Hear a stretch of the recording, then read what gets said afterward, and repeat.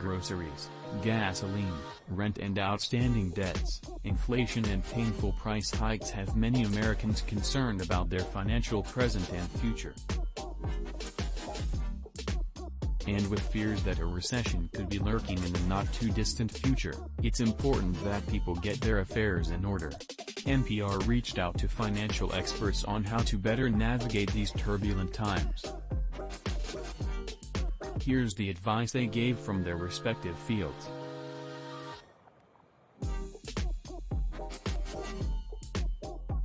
On top of her role as an assistant marketing professor at the University of Pennsylvania's Wharton School, one of the world's leading business programs, Wendy De La Rosa works to improve the financial lives of those with low to moderate incomes.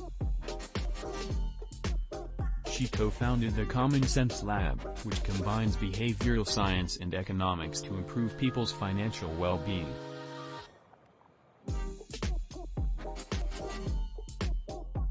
According to De La Rosa, people cannot budget or save if they aren't making enough, and that gets harder with everyday items going up in price. To get ahead, she recommends individuals take steps to bring in more money, starting with asking for a raise. With costs of living rising, I think it's an appropriate conversation to have, De La Rosa said.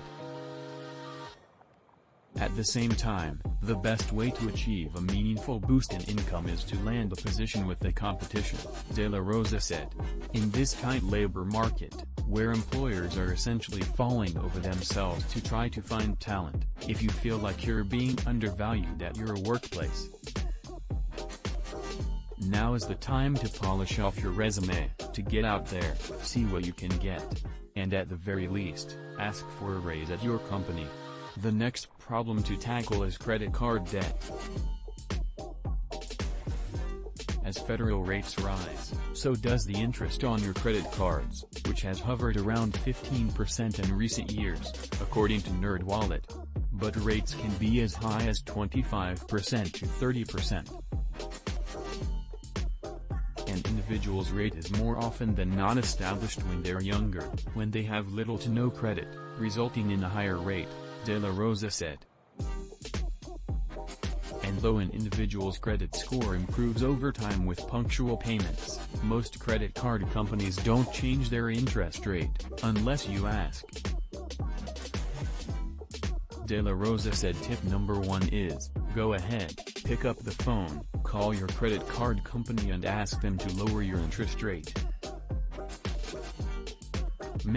Many years ago, I did a small pilot where I brought people into the lab and had them sort of call your credit card company. And about 40% of them had success either getting a promotional 0% annual percentage rate, or just getting a credit card interest rate decrease.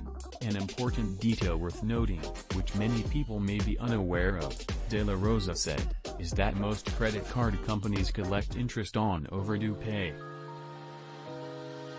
This is why it is imperative to get that balance back to zero as quickly as possible.